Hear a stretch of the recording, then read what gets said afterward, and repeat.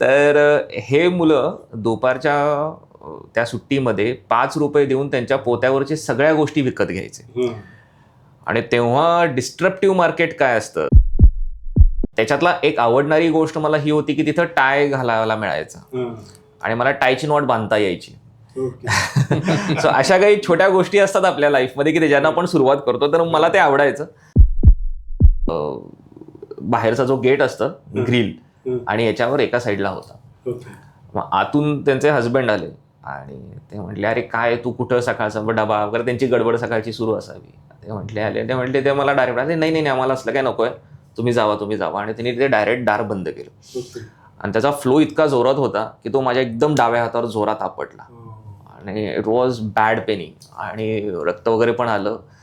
Recent बघण्यामध्ये ते सगळ्यात मोठं रिसेशन होतं.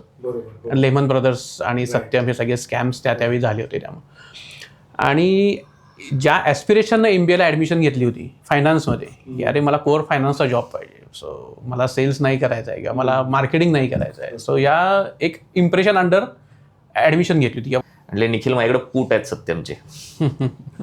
तर सत्यमचे त्यांच्याकडे पूट ऑप्शन्स त्यांनी परचेस केले होते, जे अगदी पीनट्सच्या रेट्सने होते. आणि जसं मार्केट फॉलन झाले तसे ते शूट झाले आणि he ended up with the great money. So या सगळ्या अनुषंगानं ही सगळी सँडविचेस सगळी डोक्यामध्ये सारखी चालू असायची की अरे काय करायचं. पण फेल्युअर हे कुठेही असू शकतंच, म्हणजे ती प्लॅन बी हा आपल्याकडे कायम रेडी असावाच लागतो. पण आम्ही सक्सेस ह्या गोष्टीला 99% वेटेज देऊन त्यामधून मग आपण बिझनेसला जाऊ.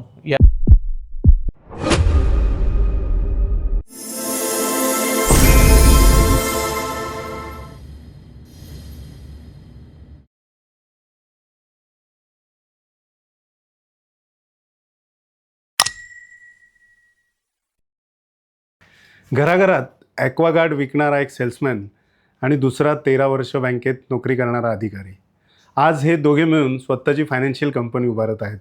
पण या प्रवासात त्यांनी Lehman Brothers, Satyam scam, Covid crash, अनेक अपयश आणि हजारो गुंतवणूकदारांचे अनुभव जवळून पाहिलेत.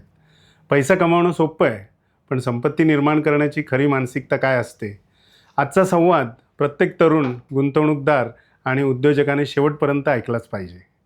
नमस्कार मित्रांनो, मी प्रदीप देशपांडे आणि तुम्ही पाहत आहात मार गप्पा पॉडकास्ट. या पॉडकास्टमध्ये आपण अशा लोकांशी संवाद साधतो ज्यांच्या आयुष्याचा प्रवास फक्त यशाचा नसून संघर्ष, धडे आणि प्रेरणा याचा असतो. आज आपल्यासोबत आहेत 2 अनुभवी फायनान्शियल प्रोफेशनल्स आणि विप्र निवेश लिमिटेडचे संस्थापक श्री निखिल गुळवणी आणि श्री रविशंकर कुलकर्णी सर. निखिल सरांनी ॲक्वागार्ड सेल्समॅन म्हणून सुरुवात केली होती त्यांच्या करिअरची. त्याच्यानंतर IIFL आणि बोनांजामध्ये AVPपर्यंत प्रवास केला आणि आज स्वतःची संस्था उभी करत आहेत. रविशंकर सरांनी 13 वर्ष बँकिंग क्षेत्रात काम करून सुरक्षित नोकरी सोडत एंटरप्रेनरशिपचा मार्ग निवडला. दोघांचे स्वप्न आहे भारतातील सामान्य माणसाला योग्य आर्थिक शिक्षण आणि वेल्थ मॅनेजमेंट उपलब्ध करून देणे. सर, तर सुरुवात करू आजच्या पॉडकास्टला आपण. खूप छान विषय आजचा. तर तुमच्या बालपणापासून सुरुवात करूया. लहानपणी तुमच्या घरात वातावरण कसं होतं, किंवा मग पैशाबद्दल पहिला धडा तुम्हाला कोणाकडून मिळाला, त्याबद्दल थोडंसं आम्हाला सांगाल का? येस, माझं नाव रविशंकर दीपक कुलकर्णी. बेसिकली मी आहे कोल्हापूरहून. माझं सगळं शिक्षण हे सगळं BCom शिक्षण सगळं कोल्हापूरमधून झालं. त्यानंतर पोस्ट ग्रॅज्युएशन MBA करण्यासाठी मी पुण्यात आलो. पुण्यामध्ये इंदिरा इन्स्टिट्यूट ऑफ मॅनेजमेंट म्हणून MBA फायनान्समध्ये केलं. सो माझी घरची बॅकग्राऊंड, मी एकदम एक मध्यमवर्गीय कुटुंबातून आलेलो आहे. माझे आई आणि वडील दोघं पण नोकरी करत होते आणि एक टिपिकल मध्यमवर्गीय जे कुटुंब असतं अशा कुटुंबामधून सुरुवात झाली. शिक्षणात सुरुवातीला अगदी तोलामोलाचंच हे होतं. त्यानंतर मग थोडीशी गणित किंवा मॅथमॅटिक्स, स्टॅटिस्टिक्स या विषयामध्ये आवड निर्माण होत गेली. सो त्या अनुषंगानं मग ठरवलं की आपण कॉमर्सला जावं. सो म्हणून मग BCom करण्याचा निर्णय घेतला. त्यानंतर मग तिथून अगेन परत ती आवड आणि वाढत गेली, म्हणून मग आता वॉट नेक्स्ट. तो मग थोडंसं एक मॅनेजमेंटकडे जावं आणि ज्यामध्ये या आवडीचा पण आपल्याला ॲडेड ॲडव्हान्टेज घेता येईल अशा अनुषंगानं म्हणून मग MBA करायचं ठरवलं. MBA मध्ये एंट्रन्स एक्झाम दिली, इंदिरा कॉलेज मिळालं. सो पुण्यामध्ये आलो पुण्यामध्ये रेंटेड ह्याच्यावर घरामध्ये PG म्हणून राहत होतो. सो MBAची 2 वर्ष गेली. अशा प्रकारे एक सुरुवात होती.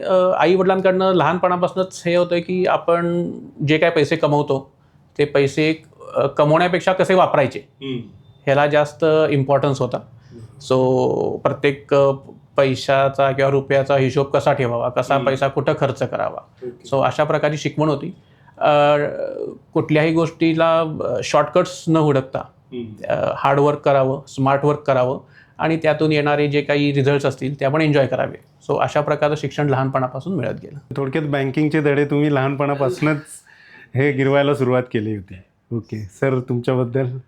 हां, म्हणजे मोरॉरलेस माझंही अशा पद्धतीचंच बालपण आहे. साधारण 25 पैसेचं नाणं असायचं किंवा 50 पैशाचं नाणं असायचं, तर तिथंपासून पैशांची ओळख होत गेलेली आहे त्या लहानपणीची. आणि 1 रुपया, 2 रुपयाची नाणी, 5 रुपयाचं नाणं हे खूप प्रेशियस वाटायचं अशा वेळेला. म्हणजे अशा इरामध्ये बालपण स्टार्ट झालेलं. एक छोटी आठवण आहे अशी, शाळेत अगदी आठवत नाही पण 3री-4थीच्या वगैरे असं वयात असावं, आणि मधली सुट्टी वगैरे अशी जेव्हा व्हायची तेव्हा बाहेर कोणीतरी असं एका पोत्यावर गोळ्या बिस्किटं छोटंसं विकत बसायचे. तर त्यावेळचे काही HNI मुलं, म्हणजे आता फायनान्शियल लँग्वेजमधलं HNI मधले, तर हे मुलं दुपारच्या त्या सुट्टीमध्ये 5 रुपये देऊन त्यांच्या पोत्यावरचे सगळ्या गोष्टी विकत घ्यायचे. आणि तेव्हा डिस्ट्रप्टिव्ह मार्केट काय असतं, जे आता आपण जिओ किंवा या लोकांच्या ह्याच्यामध्ये बघतो, तर अशा पद्धतीचं काही अनुभव पण बघायला मिळाले की 2-5 रुपयामध्ये पूर्ण त्याचं दुकान विकत घेतलं की दुसऱ्या दिवशीपासून त्याला मिळणारा आमच्या सगळ्या पूर्ण मित्रांच्या मधला त्याचा मान किंवा अरे काय मोठा माणूस आहे, अशा पद्धतीच्या काही गोष्टी मिळाल्या. पण यस, सर म्हटले तसं की हार्डवर्कला पर्याय नाही. आणि तो तर जसं शिक्षण झालं आणि नोकरी करायला सुरुवात केली तेव्हा पावलोपावली ह्या गोष्टी जाणवू लागल्या. शॉर्टकट्स किंवा ह्या गोष्टी येत राहतात, पण त्यांना अवॉइड करून तुम्ही हार्डवर्क आणि आत्ताच्या सध्या भाषेमध्ये स्मार्टवर्क या दोघांची जर तुम्ही सांगड घातली तर यश नक्की मिळू शकतं. बरोबर. सर, ॲक्वागार्ड घराघरात विकतानाचा जो अनुभव होता, म्हणजे तुम्ही करिअर स्टार्ट केला ॲक्वागार्डपासून, तर त्याच्यानंतर तुमचं आयुष्य कसं पुढे बदलत गेलं? हां, खरं आहे की मी, माझे कुटुंबीय या सगळ्यांना माहिती आहे की माझ्या लाईफमधला जो टर्निंग पॉईंट आहे तर हा ॲक्वागार्डच्या रूपातलाच आहे. तर युरेका फोर्ब्स ही शापूरजी पालनजी यांची कंपनी, एकदम छोटंसं विंग आहे त्यांचं त्यांच्या पूर्ण एम्पायरमधलं, पण ते अजूनपर्यंत चालवत आहेत. तर कोल्हापूरमध्ये मी एका माझ्या भावाच्या रेफरन्सनं ॲक्वागार्डला लागलो. त्याच्यातला एक आवडणारी गोष्ट मला ही होती की तिथं टाय घालायला मिळायचं आणि मला टायची नॉट बांधता यायची. सो अशा काही छोट्या गोष्टी असतात आपल्या लाईफमध्ये की त्याच्यानं आपण सुरुवात करतो, तर मला ते आवडायचं. आणि मी कुरुंदवाड या गावातून आलेला मुलगा, जो कोल्हापूरसारख्या सिटी लेवलला मी जॉईन झालो. आणि अशा वेळेला जेव्हा ॲक्वागार्ड विकायचं किंवा युरेका फोर्ब्समध्ये काम करायची जेव्हा वेळ आली, सुरुवातीचे 5-6 दिवस जे होते ट्रेनिंगचे ते बेटर होते, कारण त्याच्यामध्ये फार काही फील्ड वर्क नव्हतं. पण 7व्या दिवशी जेव्हा ॲक्च्युली फील्ड वर्क करायला सांगितलं ते मात्र अंगावर काटाळणारे एक्सपिरियन्सेस होते. बहुतांशी तुम्हाला ते आवडत नसतात, पण आता तुमची अवस्था तिथं अवघडल्यासारखी होते की तुम्ही ते नाही पण म्हणू शकत नाही आणि तुम्ही त्याला सोडू पण शकत नाही. सो अशा परिस्थितीमध्ये काम केलं गेलं. मजेची गोष्ट अशी झाली की मी एका रेफरन्सच्या व्यक्तींना ॲक्वागार्ड विकायला गेलो. त्यांच्यासोबत ॲक्वागार्डचं जेव्हा माझं पिच झालं की ते प्रोडक्ट कशा पद्धतीनं वर्क करतं, तर त्यांना इंटरेस्ट माझ्या पिचमध्ये जास्त आला रादर दॅन ॲक्वागार्डच्या युनिट्समध्ये. सो त्यांचा मला कॉल आला नंतर मागाहून की अरे निखिल, तू वेगळ्या फील्डमध्ये काम करायला इंटरेस्टेड आहेस का, तू बोलतोस बरा. मी म्हटलं काही तसं अजून विचार नाही आहे, पण मी एक्सप्लोअर करू शकतो. आणि त्याच्यातून मग माझी कॅपिटल मार्केटमधली माझी एंट्री झाली. ते होते माझे IIFLचे माझे एक्स बॉस अभिजित माने. तर त्यांच्या घरी मी ॲक्वागार्ड विकायला गेलो होतो. तर ॲक्वागार्ड विकता विकता त्यांना माझं पिचिंग स्टाईल आवडलं. त्यांनी दुसऱ्या दिवशी मला ऑफिसमध्ये बोलवलं. ऑफिसमध्ये बोलवल्यावर आमची एक प्राथमिक परत चर्चा झाली. आणि अगेन मी BCom केलेलं होतं, MBA अपीयर्ड होतो. तर या रिलेटेड माझं एज्युकेशन पण असल्यामुळं ते म्हटले की हे बेटर आहे तुला. आणि तिथून मग माझी कॅपिटल मार्केटची जर्नी सुरू झाली. साल होतं 2008. वा, ओके. सर, असा कुठला किस्सा तुम्हाला आठवतोय का ॲक्वागार्डमधला, म्हणजे जो अजूनही तुमच्या लक्षात आहे? नक्कीच.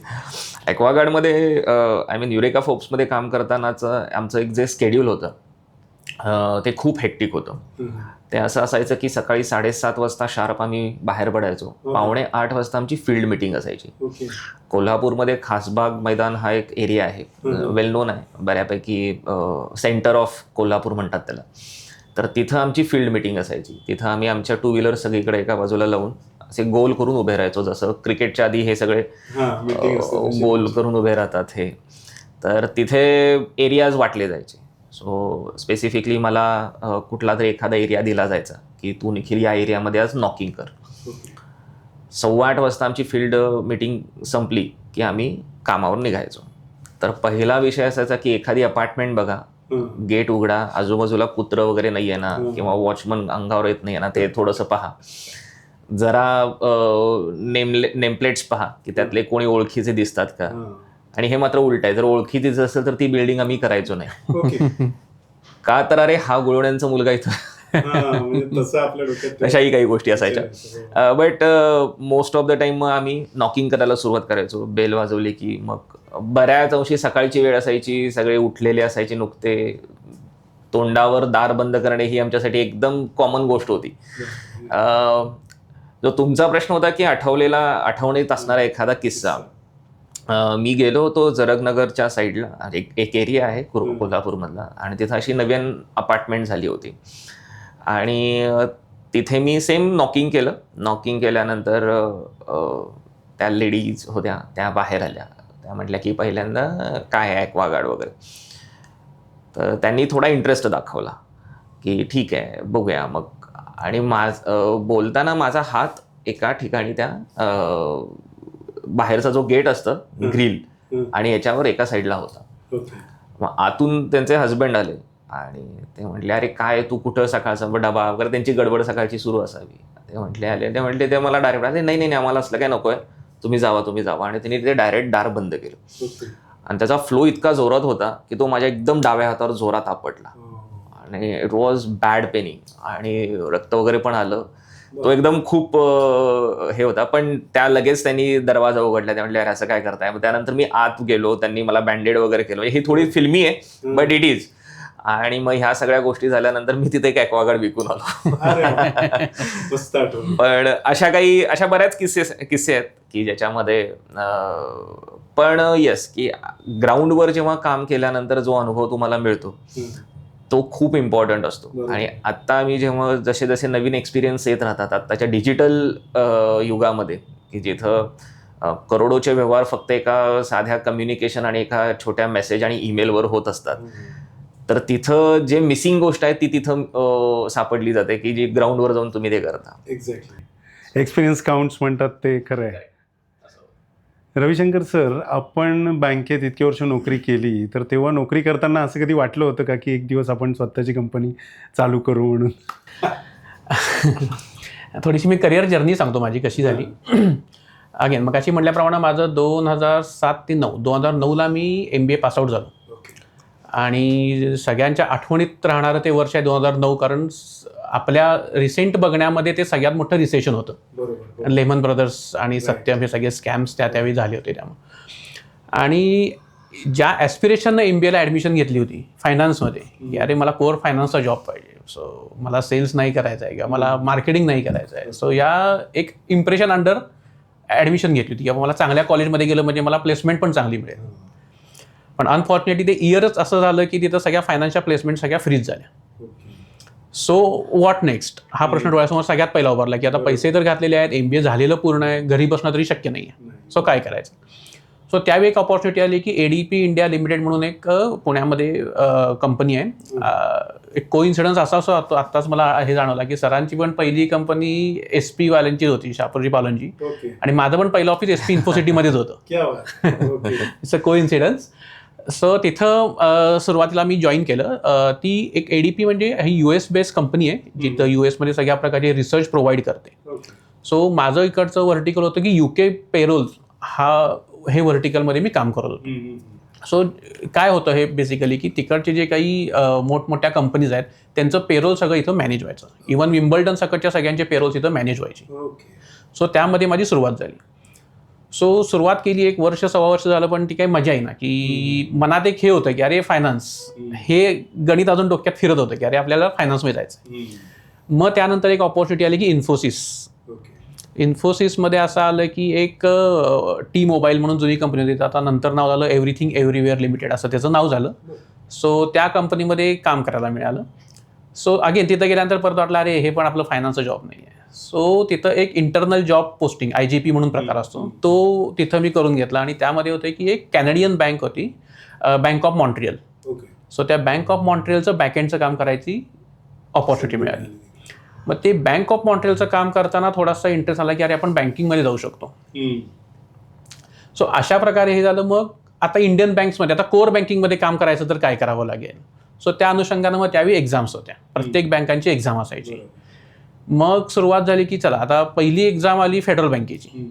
मग चला ॲज अ ट्रायल म्हणून आपण एक्झाम देऊ की एक्झाम असती तरी कशी हे तरी बघू आपण, म्हणून मग ती एक्झाम देण्यासाठी गेलो.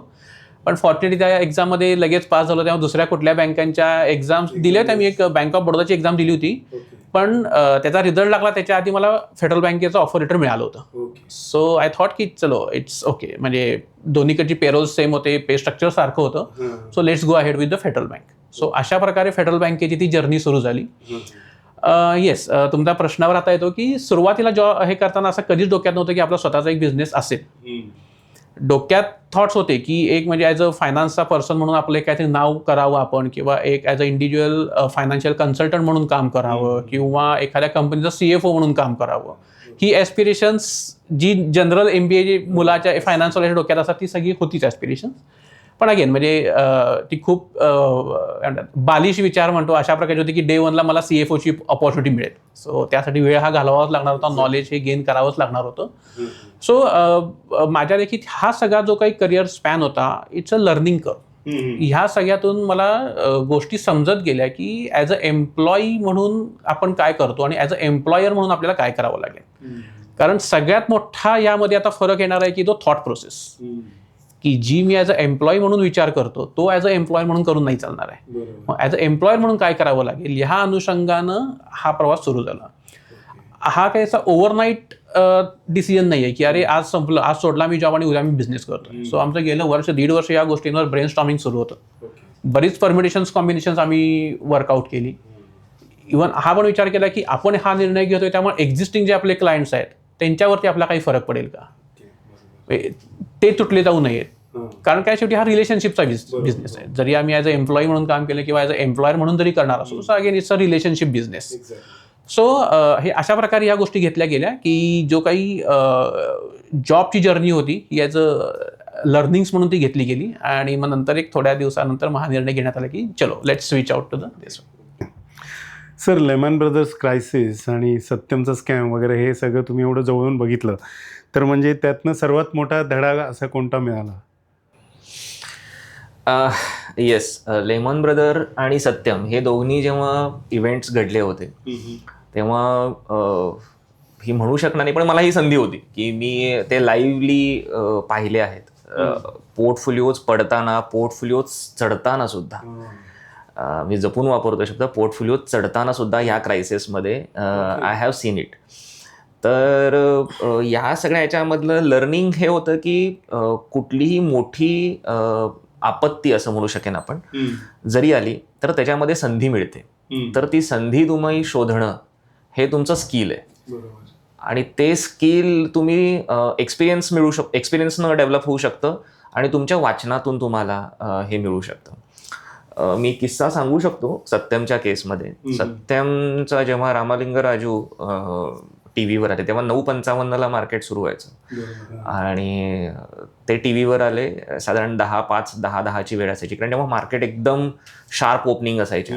कारण जो मोठा स्पॅन असायचा क्लोजिंग नंतरचा तो सगळा एकदम ओपन व्हायचा. सो मार्केटमध्ये जेव्हा ट्रेंड सुरू व्हायचा त्याच वेळेला ते TV वर आले आणि त्यांनी एकदम सांगितलं की आत्तापर्यंतचे मागचे जे आम्ही 4-5 वर्ष 6 वर्ष जे काही फिनान्शियल बॅलन्स शीट्स आम्ही डिक्लेअर केलेल्या आहेत त्या सगळ्या चुकीच्या आहेत. त्याच्यामध्ये बरेच गोंधळ आहेत आणि त्या चूक आहेत. तेवढा प्रॉफिट सत्यमनं नाही कमवलेला. तेव्हा स्टॉक मला वाटतं काहीतरी 160-180 या रेंजमध्ये कुठंतरी ट्रेड करत होता सत्यमचा स्टॉक, आणि तो फॉल झाला आणि तो it was like a crazy. Circuit levels होते, सर्किट लेवल्स 2-2 मिनिटाला ब्रेक व्हायच्या आणि ते खाली यायचा. या काळात तो स्टॉक आला ₹2 180 रुपयेचा स्टॉक हा ₹2 आला. People lose money like anything. आणि त्यावेळेला आमचे एक इन्व्हेस्टर होते, he was calmly sitting besides that आणि लाफिंग. आणि माझी नजर गेली, मी त्यांच्याशी बोललो, म्हटलं सर काय म्हणजे तुम्ही एन्जॉय करताय असं दिसतंय तुमच्या चेहऱ्यावरून. म्हटले निखिल माझ्याकडे पूट आहेत सत्यमचे.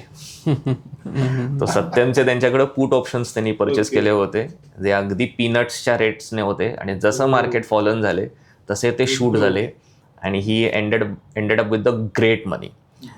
तर मग मला इंटरेस्ट आला त्याच्यात की म्हटलं सर काय आहे.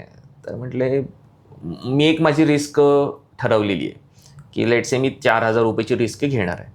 तर हे 4,000 रुपये मी अशा कुठल्याही एखाद्या मला जरा जिथं डायसी वाटतात कंपन्या किंवा त्यांचे मला कळतात की बॅलन्स शीट्स व्यवस्थित नाही आहेत अशांच्या पुट ऑप्शन घेण्यामध्ये लावून टाकतो.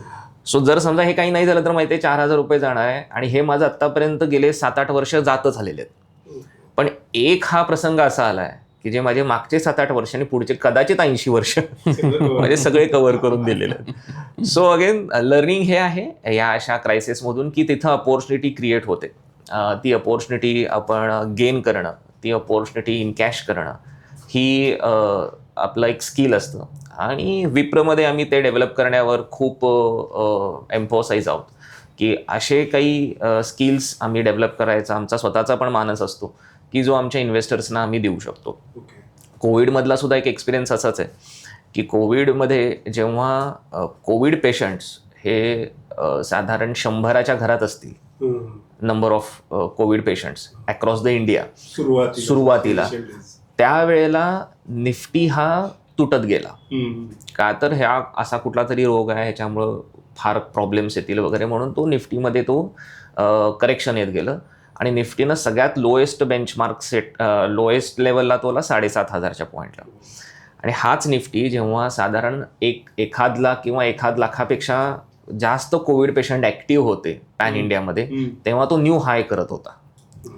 सो ह्या दोन ज्या गोष्टी आहेत त्या परस्पर विरोधी आहेत. जेव्हा छोटे कोविड अफेक्टेड लोक आहेत तेव्हा तुम्ही पडताय आणि जेव्हा जास्त कोविड पेशंट मार्केटमध्ये आहेत तेव्हा तुम्ही चढताय. असं कसं? तर त्याचं उत्तर एकच होतं की लोकांचं सेंटिमेंट्स रेडी झालं होतं की कोविड जरी असला मार्केटमध्ये तरी कोविशिल्ड त्याच्यासमोर आहे, सिरम न काढलेलं किंवा कोवॅक्सिन आहे. अशा पद्धतीच्या लसी तेव्हा तयार झाल्या होत्या. काय करायचं हे कळालेलं होतं. सो मार्केट हा अशा पद्धतीनं मूव्ह होणार आहे. अशा जेव्हा क्रायसिस येतात तर अशा वेळेला तुम्ही काही असे तुमचे विचार तयार करणं आणि त्यांना तुम्ही एनकॅश करणं ही एका फायनान्शियल ॲडवायझरची जबाबदारी आहे असं मला वाटतं. नाहीतर एक नॅचरल कोर्समध्ये मार्केट पडताना तुम्ही पडाल आणि मार्केट चढताना तुम्ही चढाल. हा एक न्यू कोर्स, एक रेग्युलर कोर्स. बरोबर, ते सगळंच करतात. तर आम्ही ही संधी शोधायचा प्रयत्न करतो. सर, शेअर मार्केटमध्ये लोक सर्वात मोठी चूक कुठली करतात म्हणजे कॉमनली काही सांगता येईल का त्याबद्दल? हां, माझा जो काही आता अनुभव मी पाहिला आहे गेल्या 17-1 वर्षांमध्ये ज्याच्यामध्ये मीही मोडतो, तर माझ्या मते सगळ्यात मोठी चूक करतात ते त्यांच्या इमोशन्सवर कंट्रोल नसतो. बऱ्याच अंशी असं होतं की आपल्याला एखादा शेअर आपण विकत घेतला आहे आणि तो आपल्याला चढताना दिसला की आपण आनंदित होतो आणि त्याच्यामध्ये प्रॉफिट मिळाला की एक्झिट करतो. लॉस होताना आपण वेट करतो, त्याच्यामध्ये आणखीन ॲव्हरेज करायचा प्रयत्न करतो आणि कधी काळी तो परत वरती येईल या आशेनं आपण बसतो. पण मार्केटमध्ये एक सगळ्यात मोठं आणि सोपं टूल आहे की ज्याच्यामध्ये तुम्ही जेव्हा रनिंग हॉर्स जो म्हणतात त्याच्यावर तुम्ही जास्त इन्व्हेस्ट केले पाहिजेत रादर टू जे लोक स्लो आहेत त्याच्यापेक्षा. आणि हे तुमचं माइंडसेट तुम्हाला नाही सांगत असतं. सो मोठी चूक ही असते की तुम्ही जे कोणी शेअर मार्केटमध्ये ट्रेडिंग करतात रादर इन्व्हेस्टमेंट्स पण करतात, तर या लोकांचं माइंडसेट रेडी नसतं. हे मी फार जबाबदारीनं बोलतो. काही वेटर्न इन्व्हेस्टर्स पण असतात की ज्या लोकांनी अगदी 10 रुपयाचे शेअर हजारो रुपयाला गेलेले दिसत आहेत, पण तिथंही त्यांचं माइंडसेट तो रेडी नसल्यामुळं to book the profit at the right level ही उक्ती ते समजत नसल्यामुळं ते कॅरी करत राहतात आणि वन फाईन डे त्यांचं सत्यम तयार होतं. सो याच्यामध्ये चूक ही आहे माझ्या मते तरी. बाकी एक दुसरा आणखीन एक ह्याच्यामध्ये लिस्ट फॅक्टर आहे, तो म्हणजे अवेअरनेस, की काय चाललेलं आहे याच्याबाबत तुम्ही सतत तुम्ही चौकस बुद्धीनं राहणं. पूर्वी तर हे खूप कमी त्याचे अवेन्यूज असायचे, पण आता खूपच आहेत. सो प्रत्येकानं या काही गोष्टी केल्या पाहिजेत आणि त्याच्यामुळं मग त्यांना नक्की सक्सेस मिळेल. सर, पैसा कमवणे आणि वेल्थ क्रिएशन यात नेमका काय फरक आहे?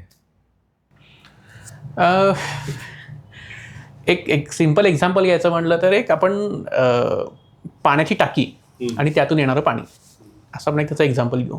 की पाण्याची टाकी म्हणजे आपली वेल्थ आहे, की जे नळ सुरू केला की त्यातनं बाहेर येऊन तुम्हाला पाणी मिळणार आहे, आणि ती मिळणारं पाणी म्हणजे तुमचं इन्कम आहे.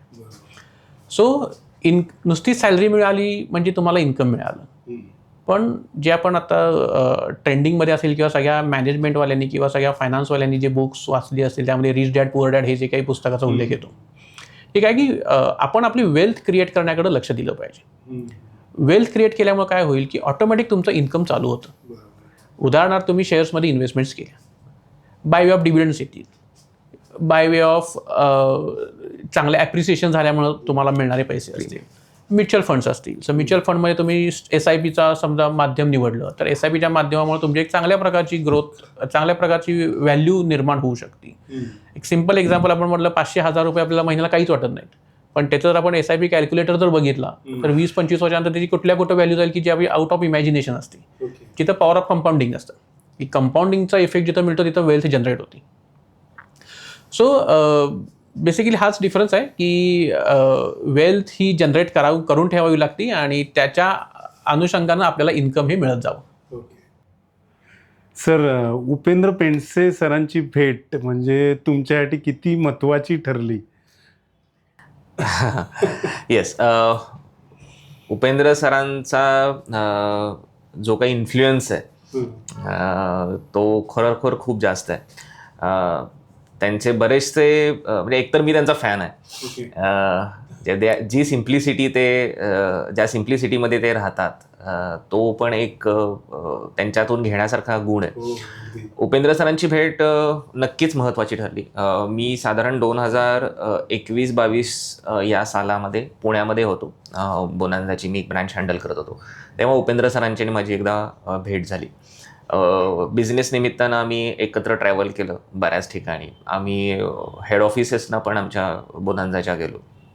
तिथलेही माझे जे मी ज्यांना पूजनीय आणि माझ्या गुरुस्थानी मानतो, आत्ता ते सध्या नाही आहेत, SPG सर, तर त्यांनीही मला सांगितले की क्या निखिल, क्या बडे आदमी से मिलाया तुमने. सो उपेंद्र सरांची भेट हा एक वेगळाच टर्न होता, पण त्यानंतर एक बराच मोठा गॅप पडला. म्हणजे मी असं म्हणेन की साधारण 5-7 वर्षांचा मोठा गॅप पडला आमच्या त्या इंटरॅक्शन्स नंतर, कारण मी पुन्हा एकदा कोल्हापूरला येऊन सेटल झालो होतो आणि या सगळ्या गोष्टी होत्या. पण मग आमचे कम्युनिकेशन्स व्हॉट्सॲप मार्गे होत होते. BUnityच्या आपल्या बऱ्याच ग्रुपवर आमचं इंटरॅक्शन होत होतं. विप्रनिवेशचा जेव्हा त्यांच्या डोक्यात कल्पना होती तर त्या निमित्तानं आम्ही पुन्हा एकदा एकत्र आलो. आणि यावेळेला मात्र मग ती आमची जी काही मैत्री होती आणि जे काही आमचे संबंध होते ते खूप घट्ट होत गेले आणि जे दिवसेंदिवस आता वाढतच चाललेले आहेत. उपेंद्र सरांचा जो मार्केटमधला प्रेझेन्स आहे, इतक्या अनेक लोकांच्या त्यांच्या ओळखी आहेत, त्यांचं स्वतःचं एक इम्प्रेशन आहे, तर या सगळ्यांचा उपयोग, या सगळ्यांची गुडविल हे सगळं आम्हाला इनकॅश करता येतं. या सगळ्या गोष्टी मिळतात आणि थँक्स टू उपेंद्र सर की त्यांनी या पद्धतीचा एक काही जो वसा चालवलेला आहे तर तो खूप उल्लेखनीय आहे. बरोबर आहे. सर, नोकरी सोडून व्यवसाय सुरू करण्याचा निर्णय घेताना काही म्हणजे तुम्हाला दोघांना पण विचारतो, म्हणजे काही असं भीती किंवा रिस्क असं काही मनात आलं होतं का? सगळ्यात कॉमन भीती जी आहे ती सॅलरी, जे काय एक पॉयझन आहे की मंथ एंडला येणारी सॅलरी असेल तर ती बंद होणार. सो त्या अनुषंगानं आपल्याला काय करता येईल, किंवा नवीन बिझनेसमध्ये आपण जातो, आपल्याला नवीन क्लायंट्स मिळतील का, किंवा आपण काय टार्गेट सेट करायची आपल्यासाठी, किंवा आणि जी करू त्याच्या अनुषंगानं ती फुलफिल होतील का.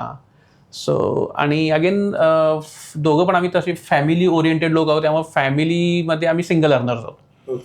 सो ह्या अर्निंग्सवर पूर्ण फॅमिली चालणार आहे मागची. सो हा पण एक थॉट डोक्यात चालू असायचा. सो ह्या सगळ्या अनुषंगानं ही सगळी सँडविचेस सगळी डोक्यामध्ये सारखी चालू असायची, अरे काय करायचं. पण अगेन म्हणजे क्लॅरिटी होती की आपण जे करणार आहोत हे आत्तापर्यंतचा जो अनुभव आहे तो अनुभव हाताशी घेऊन करणार आहोत. सो फेल्युअर हे कुठेही असू शकतंच, म्हणजे ती प्लॅन बी हा आपल्याकडे कायम रेडी असावाच लागतो. पण आम्ही सक्सेस ह्या गोष्टीला 99% वेटेज देऊन त्यामधून मग आपण बिझनेसला जाऊ, या म्हणजे या बाकी सगळ्या गोष्टींवर त्या एका थॉटमुळं किंवा त्या पॉझिटिव्हिटीमुळं काउंटर करता आलं. ओके. पण मग तुमच्या कुटुंबाची म्हणजे प्रतिक्रिया काय होती या डिसिजनला तुमच्या? सुरुवातीला एकदम हे होतं, पॅनिकनेस होता की अरे आता म्हणजे अगेन म्हणजे हाच प्रश्न होता की अरे सॅलरीचं काय. कारण घरच्यांना आत्ता सध्याचा कन्सर्न येत आहे की बाबा हा फिजिकली ह्याला काही प्रेशर नाही आहे ना, मेंटली स्टेबल आहे ना, आणि घरात व्यवस्थित वेळच्या वेळी सॅलरी येते आहे ना. कारण फायनान्शियल फ्रीडम हे खूप गरजेचं आहे. म्हणजे बाकी सगळी आपण म्हणतो सोंग दाखवता येतात, पण पैशाचं सोंग दाखवता येत नाही. आणि ज्या काही आपल्या बेसिक गोष्टी आहेत या गोष्टी तरी फुलफिल होणं खूप इम्पॉर्टंट आहे. सो पहिल्यांदा ही असा थॉट होता, अरे सॅलरीचं काय करणार आहे किंवा तुमचं काय. पण ज्यावेळी आम्ही या गोष्टी सगळ्या एक्सप्लेन केल्या डिटेलमध्ये, सो त्यांनी सुद्धा आम्हाला मोटिवेट केलं आणि they are supporting us. Okay. असा एखादा काळ आला होता की जेव्हा वाटलं की आता सगळं संपलंय? टू बी फ्रँक अशी तरी काही वेळ नाही आली. So Touchwood. पण येस की उतार चढाव हे पार्ट अँड पार्शल असतात. उतार हे खूप आलेले आहेत ऑफिसच्या लाईफमध्ये. बऱ्याच वेळेला काही निर्णय घेतले असतात, ते निर्णय नंतर समजतं की त्याची डेप्थ खूप जास्त होती. मी उदाहरण देऊ शकेन की मध्यंतरी आयलँड FS ही एक खूप रेकग्नाइज्ड संस्था आहे. तर त्यांचे काही बॉन्ड्स होते. अख्ख्या पॅन इंडिया किंवा ॲब्रॉडच्या लोकांनी सुद्धा त्याच्यामध्ये इन्व्हेस्टमेंट केली. It's a so safe investment. We also promoted की it's a safe investment to HNI. पण अनफॉर्च्युनेटली आयलँड FS बँकरप्ट झाली. आयलँड FS डिफॉल्ट झाली. पण त्याच्यानंतर त्याचे जे कॉन्सिक्वेन्सेस आले ते थोडे टफ होते. त्यावेळेला तो विचार आला मनामध्ये की अरे हे सगळं कसं होतं आहे. बरं, आणि काही गोष्टी आपल्या कंट्रोलमध्ये नाहीच आहेत. पण थँक्स टू इंडियन रेग्युलेटर्स की त्यांची जी आखणी आहे आणि त्यांची जी मांडणी आहे ती इतकी सटीक आहे की ज्याच्यामुळं इन्व्हेस्टर्सचं हित हे 100% जपलं जातं. आणि आज आपल्या या पॉडकास्टच्या माध्यमातून मी पुन्हा एकदा आपल्या सगळ्या प्रेक्षकांना आणि सगळ्या व्ह्युअर्सना सांगू इच्छितो की you are in a safe hand in terms of the SEBI and all. कारण या लोकांच्या हे बॉन्ड्स होते, हे बॉन्ड सिक्युअर्ड होते. सिक्युअर्ड बॉन्ड्सना लिक्विड असेट्स कोलॅटरल केले जातात आणि जेव्हा त्यांची सेलिंग होते, आम्ही परवाच BKC वरून येताना तो आमचा विचार झाला की आयलँड FS आम्ही पाहिली इमारत, आणि तेव्हा हे सगळे विचार येऊन गेले मनात आणि आम्ही थोडं नेट सर्फिंग केलं. तर ते अगदी शेवटच्या टप्प्यात आहे त्याचं डिस्बर्समेंट. म्हणजे ज्या लोकांनी त्याच्यामध्ये इन्व्हेस्ट केलेले पैसे आहेत, देर आहे दुरुस्त आहे असं म्हणतात, तर त्यांना ते पैसे मिळाले. पण तो जो पिरियड होता तो थोडा नक्कीच पॅनिकवाला होता. अशा वेळेला वाटत होतं की अरे आता कसं पुढचं. पण नाही, तुमचा विश्वास आणि मार्केटमध्ये असणारे अदर टूल्स याच्यानं तुम्ही पुढे जाता. ओके. आज सोशल मीडियावर फायनान्शियल इन्फ्लुएन्सर बरेच असतात, पण मग लोकांना खरा सल्लागार आणि कंटेंट क्रिएटर यातला फरक कसा ओळखावा लोकांनी? Nice question. कारण हे दोन टोक आहेत. खरा सल्लागार फार अशा पद्धतीनं डिजिटल प्लॅटफॉर्म्सवर लवकर येत नाही, कारण तो व्यस्त असतो त्याच्या इन्व्हेस्टर्सच्या गोष्टींमध्ये, त्याच्या इन पर्सनल मिटिंग्समध्ये, किंवा त्याच्या तो जे काही ड्रॉ करत असतो त्याच्या डोक्यामध्ये, त्याच्यात तो व्यस्त असतो. आणि कंटेंट क्रिएटर हा 24/7 तुम्हाला कुठल्या ना कुठल्या वेगवेगळ्या अँगलनं दिसत असतो ह्याच्यावर. त्यामुळे हे 2 टोक आहेत. यांच्यामधला फरक शोधणं सोपं आहे. स्वतः अवेअर्ड राहणं, स्वतःला काही गोष्टी ज्या मार्केटमधल्या त्या समजणं. याच्यामध्ये आणखीन एक खूप एक गोष्ट लपलेली आहे की डिजिटली फ्रॉड हे आता इतके वाढलेले आहेत. सो ह्या डिजिटली फ्रॉड वाढताना तुम्हाला ज्या गोष्टी तुम्हाला नाही करायच्या आहेत, जर त्या तुमच्या बकेटमधनं तुम्ही त्यांना रिमूव्हच केलं. मी आता कित्येक माझे चांगले मोठे मोठे इन्व्हेस्टर बघतो की ते अजूनही डिजिटल पेमेंटला पुढेही जात नाहीत. भले ते त्यांना त्रासदायक ठरतं आत्ताच्या केसमध्ये, पण ते जात नाहीत पुढं. पण ते मी म्हणेन की ते लॉंग कट घेतात, पण तो सेफ कट घेतात. सो याच्यामधला खरा फरक ओळखणं, स्वतः अवेअर राहणं, अशा पद्धतीनंच घेता यायला पाहिजे. बुक्स खूप आहेत. सर म्हटल्याप्रमाणे रिच डॅड पुअर डॅड तर एक खूप प्रचलित बुक आहे. आपल्यासारखे अनेक पॉडकास्ट आहेत यूट्यूब चॅनेल्सवर की ज्यांना तुम्ही पाहू शकता आणि स्वतः अवेअर्ड होऊ शकता. यातून नक्कीच आपल्याला फरक कळेल की कोणाचा कंटेंट कसा आहे आणि कोण आपल्याला चांगला सल्ला देतो. त्याच्याशीच रिलेटेड अजून एक प्रश्न आहे की F&O ट्रेडिंगमुळे आजकाल म्हणजे बऱ्याच गोष्टी ऐकू येतात, तर आजकालचा तरुण वर्ग जो आहे त्यांची दिशाभूल होतीये का F&O ट्रेडिंगमुळे? बातम्या कारण बऱ्याच अशा कानावर येतात.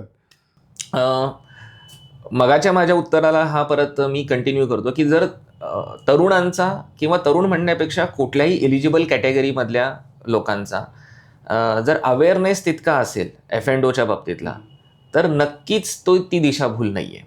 F&O ही एक संधी आहे.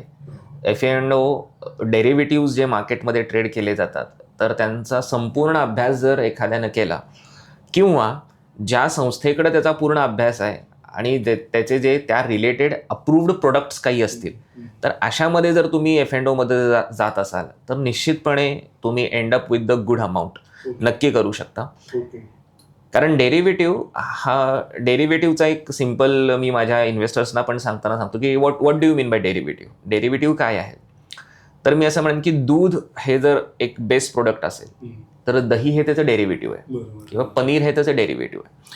सो डेरिव्हेटिव्ह हा फ्युचर येणारा रिफ्लेक्शन आहे मार्केटमधलं. जर तुम्हाला फ्युचर येणारं रिफ्लेक्शन आत्ता चाललेल्या ऑनगोईंग प्रकारांवर जर प्रेडिक्ट करता आलं, सांगता आलं, सांभाळता आलं, तर मग मात्र तुम्ही निश्चित डेरिव्हेटिव्हमध्ये चांगले पैसे कमवल्याशिवाय राहत नाही. पण नक्कीच की याचा उपयोग किंवा याचा वापर हा प्रमाणापेक्षा जास्त होतोय सध्याच्या मार्केटमध्ये. म्हणून तर सेबीला बऱ्याच ब्रोकर्सचा जेव्हा तुम्ही ऑनलाईन लॉग इन करता तिथं डिस्क्लेमर पाहायला मिळतो की F&Oमध्ये, आणि सगळ्यात पुअर रेट आहे F&Oमधल्या सक्सेसचा. जवळपास 90 ते 95% लोक याच्यामध्ये ended up with the losses. पण पूर्ण अवेअरनेस न जर या गोष्टींना बघायला गेलं तर निश्चित तुम्ही त्याच्यामध्ये काहीतरी करू शकता. सर, म्युच्युअल फंड सही आहे एवढं सांगणं पुरेसं आहे का? नाही, अजिबात नाही. अगेन म्हणजे मगाशी जसं झालं की कंटेंट क्रिएटरचं हे स्टेटमेंट झालं की म्युच्युअल फंड सही आहे, पण ज्यावेळी ॲज अ फायनान्शियल ॲडवायझर म्हणून आपण बघतो, सो त्यावेळी ॲक्च्युली म्युच्युअल फंडची त्या माणसाला गरज आहे का, किंवा कुठल्या फंडची गरज आहे, त्याचं गोल काय आहे, तर त्या माणसाची पर्सनॅलिटी काय आहे, त्याची रिस्क टेकिंग कपॅसिटी किती आहे, या सगळ्या गोष्टींवर गोष्टी ठरतात. कारण म्युच्युअल फंड म्हटलं की त्यात 100 प्रोडक्ट्स आहेत. कारण नुसतं जर हे सिम्पल एक सेंटेन्स जर पुरेसं असतं तर AMCनी पण एवढ्या स्कीम्स काढल्याच नसत्या. नुसतं HDFC म्युच्युअल फंड एकच दिला असता. सो प्रत्येकाच्या रिक्वायरमेंट्स समजून घेणं, त्याच्या अगेन्स्ट त्यांची गोल समजून घेणं आणि त्या अनुषंगानं म्युच्युअल फंडमध्ये इन्व्हेस्ट करणं हे संयुक्तिक ठरतं. गोल बेस्ड सोल्युशन देण्याचं. म्युच्युअल फंड्समध्ये जसं सर म्हणत होते, तर अनेक स्कीम्स येतात, अनेक कॅटेगरी येतात. Again thanks to SEBI again की त्यांनी खूप चांगल्या पद्धतीनं कॅटेगराइज्ड केलेलं आहे म्युच्युअल फंड इंडस्ट्रीला, आणि it is a well controlled industry. Mutual fund industry आहे. सो याच्यामध्ये नुसतं म्युच्युअल फंड सही आहे असं म्हणून नक्कीच उपयोगाचं नाही आहे. हा गोल बेस असलाच पाहिजे आणि थोडासा फोरकास्टेड पण असला पाहिजे. जसं मी आत्ता म्हणेन की सध्या सगळीकडे जे वॉर सिच्युएशन सुरू आहेत, तर याच्यामध्ये डिफेन्स फंड्स ज्यांनी ज्या पद्धतीनं ग्रोथ घेतली आहे, इट्स लाईक एनिथिंग. पण याचबरोबर आता जेव्हा नॅचरल रिसोर्सेसवाले जे काही स्कीम्स असतात त्यांच्यामध्ये आता आपल्याला हालचाल दिसते. सो हे थोडंसं प्रेडिक्ट करता आलं पाहिजे. हे एखाद्या चांगला ॲडवायझर जो रेकग्नाइज्ड असेल, सेबीच्या एक्झाम्स दिलेले असतील, अशांच्या नक्की तुम्ही सल्ले घेऊ शकता. आणि यातून मात्र मग तुम्ही जे म्युच्युअल फंड निवडाल ते मात्र नक्की सही असतील. यशस्वी लोकांमध्ये तुम्ही कोणत्या सवयी अशा कॉमन बघितल्या आहेत, त्याबद्दल काही सांगता येईल का? सगळ्यात इम्पॉर्टंट होईल की त्यांच्यामध्ये असणारे डिसिप्लिन. काय होतं, एक बिझनेस रन करायचा म्हणलं की एक आपण काहीतरी चौकट आखून घ्यावी लागते. सो ती चौकट आखणं आणि त्या चौकटीला फॉलो करणं हे खूप इम्पॉर्टंट आहे. आणि या सक्सेसफुल लोकांच्या मागं हे कंटिन्युअसली बघितलेल्या गोष्टी असतात. नंबर 2 असेल की ते कंटिन्युअस रीडिंग करत असतात, नवनवीन पुस्तकं वाचत असतात. त्यामुळं काय होतं, त्यांची थॉट प्रोसेस खूप चांगल्या प्रमाणे इम्प्रूव्ह होती. सो थॉट प्रोसेस इम्प्रूव्हमेंटसाठी इट्स इम्पॉर्टंट. त्यानंतर असेल की एक लाँग टर्म व्हिजन. म्हणजे ज्यावेळी आता इव्हन आमच्यासुद्धा केसमध्ये आम्ही ज्यावेळी आता बिझनेस सुरू करतो आहे, सो आमच्या डोक्यात हे आहे की 10 वर्षानंतर आपण काय असू, उद्याचं बघून चालणार नाही आहे. सो लाँग टर्म व्हिजन असणं हे खूप इम्पॉर्टंट आहे. सो या 3 गोष्टी तरी मला खूप त्यांच्याबद्दलच्या म्हणजे सक्सेसफुल लोकांच्या मागच्या आवडलेल्या आहेत. एक डिसिप्लिन, रीडिंग आणि लाँग टर्म व्हिजन. तणाव, नुकसान आणि अपयशाच्या काळात मानसिक संतुलन कसं राखावं किंवा कसं राखता आलं पाहिजे? तणाव हा एक पार्ट अँड पार्शल आहे. माझ्या वैयक्तिक बाबतीत जर बोलायचं झालं तर मी तणावाला खूप पॉझिटिव्हली घेतो. कारण जेव्हा मी तणावात असेल तेव्हा मी खूप कॉन्सन्ट्रेटेड होतो आणि मी खूप कॉन्सन्ट्रेटेड असेल तर रिझल्ट चांगला येतो. आता फक्त ते कॉन्सन्ट्रेशन हे कोणत्या गोष्टींवर करावं, कोणत्या गोष्टींवर असावं, हे तुमचा सेल्फ कॉशियस तुम्हाला राहावं लागेल. सो या केसमध्ये जनरली तुम्ही तणावाला सुद्धा तुम्ही पॉझिटिव्ह ॲटिट्यूडनं घेतलं पाहिजे. बऱ्याचदा मोर ऑर लेस तुम्ही फिजिककडं तुमच्या खूप लक्ष दिलं पाहिजे. रोजचा एक्सरसाइज असेल, डाएट असेल, तर या गोष्टी खूप मॅटर करतात. कारण जसं जसं तुमच्यातली पॉझिटिव्हिटी वाढण्याचे ह्या एक खूप मोठे टूल असतात. दुसरी एक गोष्ट आहे की या सगळ्या गोष्टी जेव्हा तुम्ही तणावात असाल किंवा यामध्ये असाल तर मेडिटेशन हा पण एक तुम्हाला खूप मोठा मदतगार ठरतो. सो मेडिटेशनमध्ये जेव्हा तुम्ही कुठलंही एखादं मेडिटेट करता स्वतःला कुठल्याही एखाद्या स्वरूपामध्ये, तर मग मात्र तुम्ही नक्कीच त्याच्यातून बाहेर जाऊ शकता. आय नो दॅट की हे सगळे सांगण्याच्या गोष्टी झाल्या, पण करण्यासारखी गोष्ट म्हणजे जी मी स्वतःही करतो की लाँग ब्रिदिंग हा पण एक त्या मुवमेंटला येणारा एक चांगला आहे. माझ्या एका क्लायंटनी मला सल्ला दिला होता की कुठल्याही केसमध्ये पहिला तुमच्या मनामध्ये एक स्वतः एक नाव घ्यायचं, पॉज. काही झालं तरी पहिल्यांदा पॉज केला की तुम्ही त्या गोष्टींना स्वतःकडे जे अटॅकिंग किंवा कुठल्याही येणाऱ्या गोष्टींना तुम्ही 2 मिनिटासाठी थांबवू शकता. तुम्हाला तिथं विचार करायला वेळ मिळतो आणि मग तुम्ही त्या गोष्टी स्वीकारा किंवा न स्वीकारा. सो या काही छोट्या मोठ्या ट्रिक्स असतात तणावाच्या वेळेला. सर बऱ्यापैकी जास्त सांगू शकतील. हां, एक 2 गोष्टी आहेत. एक म्हणजे काय की सर म्हणले की पॉज हा खूप इम्पॉर्टंट आहे. म्हणजे स्ट्रेसमध्ये आहोत किंवा निगेटिव्हिटी आहे तर त्यावेळी कोणताही प्रकारचा डिसिजन न घेणे हे सगळ्यात मोठं संयुक्तिक ठरतं. सो स्वतःला वेळ द्या, त्यामधून आपण बाहेर पडतो. जसा जसा टाईम जाईल तसा ते स्ट्रेसची लेवल पण कमी होत जाते आणि त्यावेळी असे चान्सेस असतात की एखादा जो आपण निर्णय घेऊ तो चांगला ठरण्याचे चान्सेस वाढत जातात. नंबर 2, मला सगळ्यात आवडणारा आणि भावणारा विषय आहे की मी मोस्टली अशा वेळेला ब्रह्माकुमारीजना फॉलो करतो. सो मी BK शिवानींची लेक्चर्स अधूनमधून असे ऐकत असतो. सो त्यावेळी होतं की थॉट्सना थांबवणे. जे निगेटिव्ह थॉट्स येत असतील त्या थॉट्सना थांबवा, मन डायव्हर्ट करा. सो मन डायव्हर्ट करण्यासाठीचे मग काही वेळेस आपापले प्रत्येकाचे ऑप्शन असतील. कोणी फॅमिली टाईमला देईल, कोणी रिडिंग करत असेल, किंवा कोणी अगेन सर म्हणजे जसं कोणाला एक्सरसाइजची आवड असेल, कोणी एक्सरसाइजला जाईल. सो ते थॉट्स थांबवणे, कारण त्या थॉट्सच्या आत आत आत आपण गुंतत गेलो तर मग ती कॉम्प्लेक्सिटी वाढत जाते. सो स्वतःच्या थॉट्सवर कंट्रोल करणे इट्स अ व्हेरी इम्पॉर्टंट, आणि ते वर्कआउट होतं. ओके ओके सर, टायर 2 आणि टायर 3 सिटींमध्ये तुमचं ॲक्च्युली मेन म्हणजे काम करायचं असं मोठं आहे, तर नेमकं तुमचं त्याच्या मागे विजन काय? हां, so generally tyre 2, tyre 3 cities म्हणजे नेमक्या कोणत्या? तर माझ्या भाषेमध्ये किंवा बोलीभाषेमध्ये ज्यांना आपण नॉन मेट्रो सिटीज म्हणू शकतो, तर ह्या सगळ्या टायर 2, टायर 3 सिटीजमध्ये येतात. तर या सिटीज निवडण्याचं कारण काय?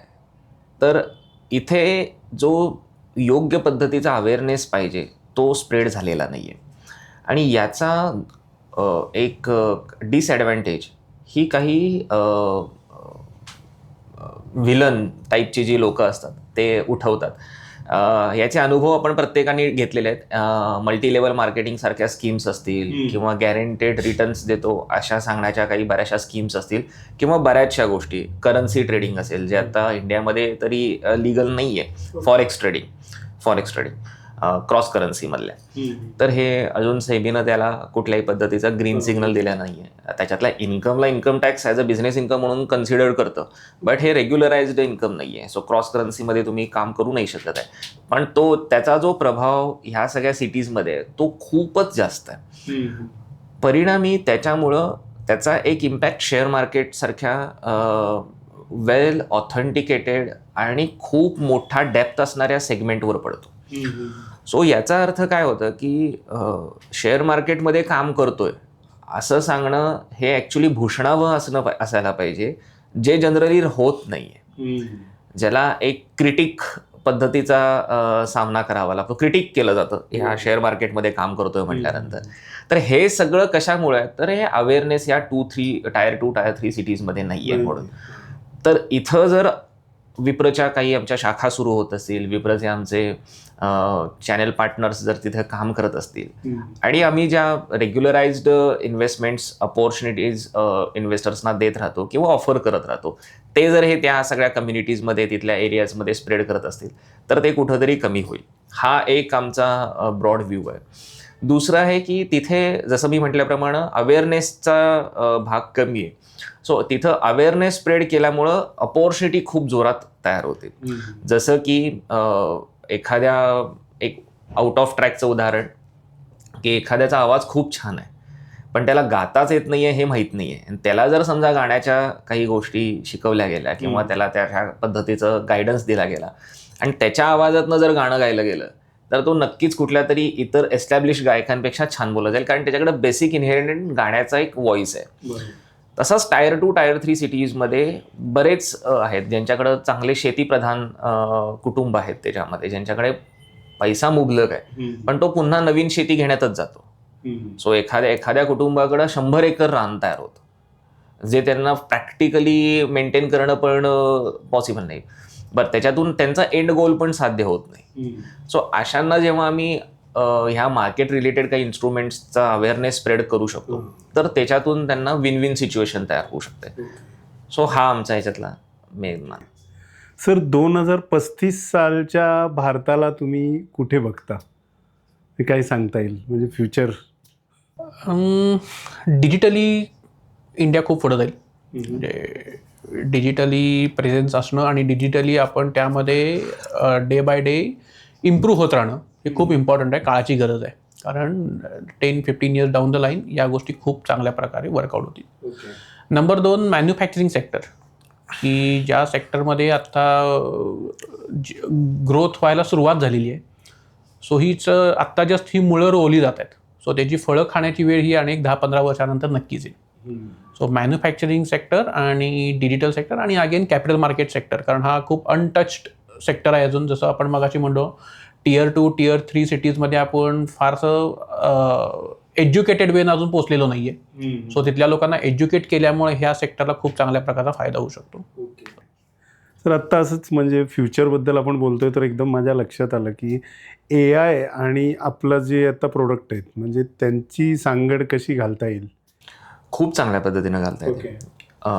आणि अर्थात AIचा वापर हा आपल्या कंट्रोलमध्ये जर असेल तर तो इतक्या सुंदर पद्धतीनं त्या गोष्टींचा आपल्याला रिझल्ट्स येत राहतात.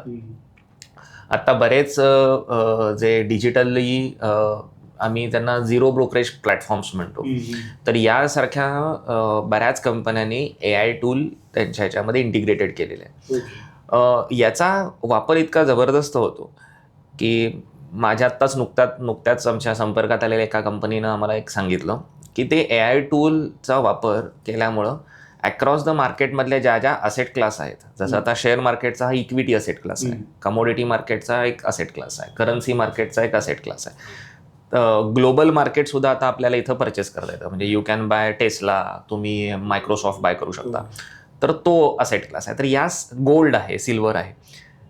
तर हे AI टूल ह्या सगळ्या 6-7 असेट क्लासमधला जो स्पीडीली ग्रो होणारा असेट क्लास आहे ते ऑटोमॅटिकली निवडेल.